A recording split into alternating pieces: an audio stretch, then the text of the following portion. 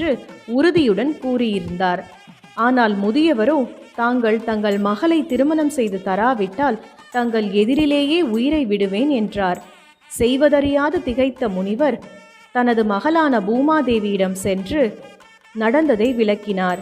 அதற்கு பூமாதேவி, வயோதிகரை மணக்க நானும் ஒருபோதும் சம்மதிக்க மாட்டேன், வற்புறுத்தினால் உயிரை விட்டுவிடுவேன் என்றாள்.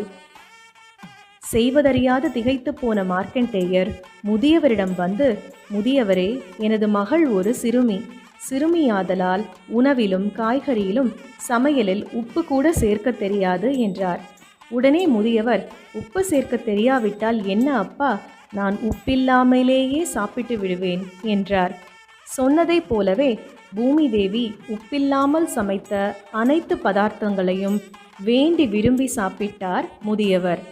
செய்வதறியாது திகைத்து போன மார்க்கண்டேயர் கண்களை